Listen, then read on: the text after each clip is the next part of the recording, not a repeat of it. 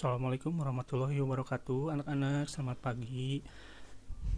Ya, kalian bertemu lagi dengan Bapak di mata pelajaran IPA. Pada pertemuan kali ini kita akan membahas sesuatu yang sering terjadi di kehidupan kalian ya. Coba perhatikan gambar berikut. Nah ya, pernahkah kalian melakukan atau melihat kegiatan di bawah ini? Nah ini ya, ketika kalian melihat sebuah mobil yang semula diam, kemudian mobil itu bergerak secara tiba-tiba ya. Nah, orang yang ada di dalam mobil itu secara terhentak akan terdorong ke belakang ya. Kemudian, orang yang sedang mengayuh kano ya. Nah, ketika dayung didorong ke belakang, maka kanonya akan bergerak ke depan ya. Kenapa bisa seperti itu? Nah, nanti kita akan coba jelaskan pada pertemuan kali ini. Contoh yang lain juga sama. Ini ketika ada tukang jualan ya, jajanan mungkin atau bakso, mungkin kalian pernah lihat itu ada yang didorong ya gerobaknya. Nah, kenapa bisa berpindah? Apa yang bergerak atau apa yang terjadi pada gerobak itu sehingga bisa bergerak ya. Jadi yang akan kita bahas pada pagi ini itu adalah hukum Newton. Apa itu hukum Newton dan ada berapa jenisnya dari hukum Newton tersebut?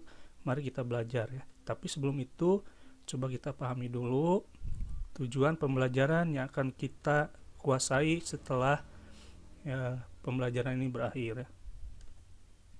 Yang pertama yaitu memahami hukum Newton. Kemudian yang kedua menjelaskan hukum Newton 1, 2, dan 3.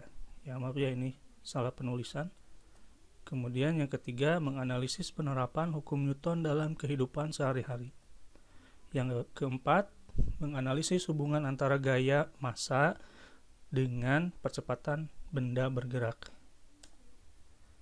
Nah, sebelum kita membahas lebih lanjut mengenai hukum Newton, ada baiknya kamu mengenali ya ilmuwan fisika yang berkebangsaan Inggris yang bernama Sir Isaac Newton, yang lahir pada tahun 1964.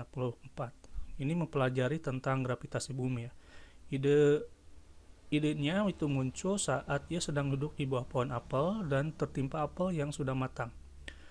Nah, Newton ini berpikir mengapa apel yang sudah matang itu selalu jatuh ke tanah dan sekalipun tidak pernah melayang di udara.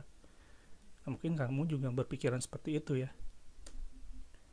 Nah, menurut Newton, apel yang jatuh menuju pusat bumi itu disebabkan oleh adanya gaya tarik bumi yang nilainya jauh lebih besar daripada gaya tarik apel ke bumi. Nah, yang selanjutnya adalah kita akan mempelajari hukum 1 Newton.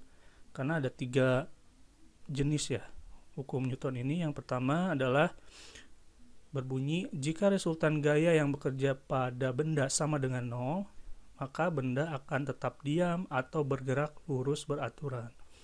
Nah, seperti itu bunyinya. Nah, contoh dari hukum Newton ini itu yang tadi kita bahas di awal ya. Yang pertama, mobil semula-mula diam, kemudian secara tiba-tiba bergerak. Orang atau penumpangnya itu akan terhentak ke belakang ya. Nah, hukum 1 Newton ini juga sering disebut dengan hukum inersia atau cenderung mempertahankan posisi. Nah, kalau misalkan benda tersebut diam, maka benda tersebut akan mempertahankan posisinya diam secara terus-menerus. Kalau misalkan tidak ada energi atau tidak ada gaya yang bekerja pada benda tersebut. Begitu juga kalau bendanya ini awalnya itu bergerak, maka akan terus secara terus-menerus itu bergerak lurus beraturan, tidak berbelok ataupun tidak memiliki percepatan ya. Nah, ini resultan gayanya. Resultan gaya ini sama dengan 0, jadi tidak ada gaya sama sekali ya. Ini hukum 1 Newton. Hukum 2 Newton. Bunyinya adalah percepatan gerak sebuah benda berbanding lurus dengan gaya dan berbanding terbalik dengan massa benda. Jadi maksudnya semakin besar gaya yang diberikan pada benda tersebut, maka percepatan gerak benda itu akan juga bertambah. Tetapi kalau misalkan massa bendanya yang lebih banyak atau lebih besar, maka percepatan bendanya itu akan semakin kecil. Itu penjelasan dari hukum 2 Newton ya. Nah, coba kira-kira menurut kalian, manakah yang akan berjalan lebih cepat? Antara mobil yang mogok didorong oleh satu orang atau dengan banyak orang? Nah, kalau dari pengertian sebelumnya, mungkin pasti kalian sudah tahu jawabannya ya. Bahkan belum mengetahui pun pasti sudah tahu. Nanti yang akan lebih cepat percepatannya itu adalah orang yang mendorong secara bersama-sama ya, atau banyakan. Kenapa seperti itu? Karena gaya yang diberikan pada bendanya itu lebih besar dibandingkan dengan orang yang mendorong hanya satu orang ya. Nah, itu seperti itu anak-anak, hukum 2 Newton ya. Nah, ini ada hubungannya gaya dan percepatan ya. Semakin besar gaya yang diberikan pada benda, maka percepatan akan semakin besar. Begitu. Kemudian hukum massa dan percepatan. Nah, ini berbanding terbalik. Ini maksudnya berbanding terbalik ya. Hukum Newton 2 itu semakin besar massa benda, maka semakin kecil percepatannya. Itu ya. Jadi semakin besar nih massanya, ukuran bendanya itu ya, jadi beratnya itu besar, maka akan semakin kecil percepatannya. Contohnya tadi ya sudah dibahas di awal ini ya. Ini contohnya ketika ada yang mendorong gerobak. Antara orang yang mendorong gerobak kosong dengan gerobak yang masih full dengan dagangan, itu akan lebih cepat mendorong gerobak yang kosong tentu saja ya. Nah, semoga kalian paham. Rumus dari hukum Newton 2 itu sama dengan sigma F sama dengan M dikali A, jika yang dicarinya adalah resultan gaya. Tapi kalau yang kita carinya adalah percepatan, maka yang harus kalian masukkan itu adalah sigma F dibagi massa. Ingat, kalau yang dicarinya percepatan, maka gunakan rumus ini ya, sigma F dibagi massa. Kalau dicarinya massa, maka sigma F dibagi A atau percepatan ya. Nah, ini keterangannya. M adalah massa benda dengan satuan kilogram. A adalah percepatan benda dengan satuan meter per detik kuadrat. Sigma F ini merupakan penjumlahan atau resultan gaya. Satuannya adalah Newton. Ingat ya, ketika kalian mencari M, maka satuan yang dipakainya adalah kilogram nanti di hasil penghitungannya ya. Kalau mencari A, nah satuan yang dipakainya itu adalah meter per detik ya. Seperti itu anak-anak. Coba ini ya, perhatikan gambar ini. Sebuah balok dengan massa 5 kg dan memiliki 2 buah gaya dengan gaya ke-1 20 Newton dan gaya kedua 10 Newton. Berapakah besar percepatan balok? Nah, ini contoh soal. Jadi ini arahnya adalah semua arah gayanya itu ke kanan. Jadi nilainya positif semuanya ya, tidak ada yang negatif. Dan massanya 5. Coba kita pelajari dan coba kita jawab. Nah, ini diketahui ya. Tadi massanya itu diketahui 5 kg ya. Untuk sigma F atau gaya totalnya atau resultan gaya itu dengan cara menjumlahkan seluruh gaya yang bekerja pada benda tersebut. Di sini ada dua ya, 2 gaya yang bekerja, yaitu F1 nilainya 20 Newton, F2 10 Newton. Nah, ini dijumlahkan 20 tambah 10 sama dengan 30 Newton. Nah, yang ditanyakan itu adalah percepatan bendanya berapa. Nah, ingat pada awal kita kalau misalkan mencari percepatan, maka rumus yang digunakan itu adalah A sama dengan sigma F per M.